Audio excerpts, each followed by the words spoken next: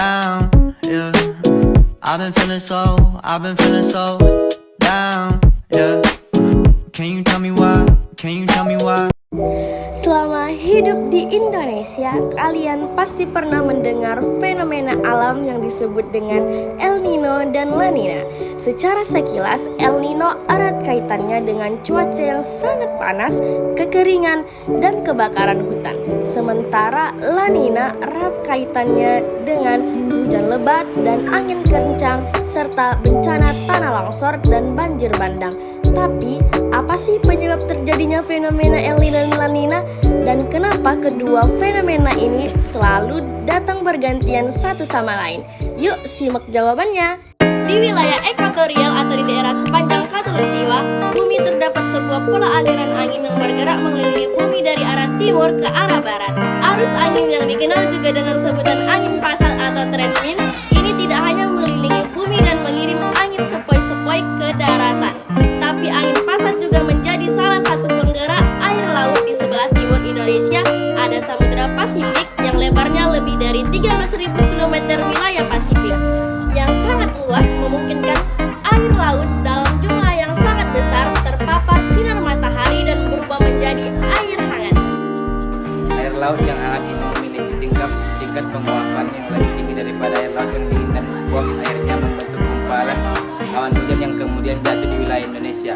Setelah didorong angin pasar, namun kondisi cuaca dan iklim berubah-ubah bisa membuat pola pergerakan angin dan pasat yang harus permukaan lautnya menjadi semakin kuat.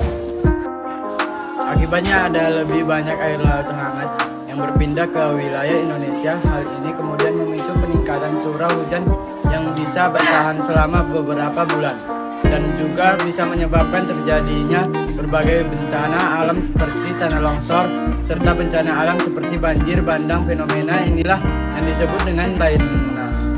Sementara itu, fluktuasi cuaca dan iklim yang memicu La Nina pada saat tertentu juga bisa berbalik secara drastis. Siklus angin pasat yang biasanya menggerakkan air laut ke arah barat menjadi lebih lemah dan di waktu tertentu anginnya bisa berbalik arah. Kondisi ini menyebabkan air laut hangat bergerak ke arah timur menuju benua Amerika.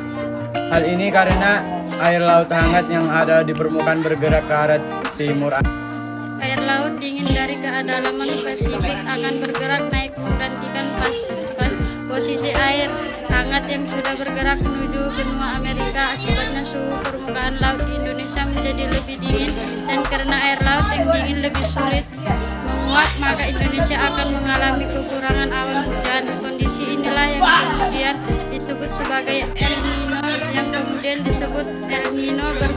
Berkurangnya awan hujan akan membuat cuaca menjadi lebih terik dan berujung pada bencana kekeringan di berbagai tempat. Selain itu, berkurangnya curah hujan juga akan membuat fenomena kebakaran hutan lebih mudah terjadi dan susah untuk dikontrol. Fenomena La Nina dan El Nino inilah yang disebut secara keseluruhan menjadi bagian dari ENSO atau El Nino Shoulder Oscillation. El Nino sendiri merujuk pada siklus angin pada saat El Nino ke La Nina yang mempengaruhi pola pembentukan awan hujan, sementara Southern Oscillation adalah sebutan untuk siklus air laut dingin yang bergerak naik ke permukaan untuk menggantikan posisi air hangat di permukaan laut yang bergerak ke arah timur atau ke arah barat sesuai dengan pola angin pasatnya. Nah, kalian sudah tahu kan apa penyebab terjadinya El Nino dan La Nina? Berhubung siklus El Nino La Nina ini bisa terjadi dalam interval 3-7 tahun sekali dan efeknya sangat dipengaruhi oleh kondisi alam.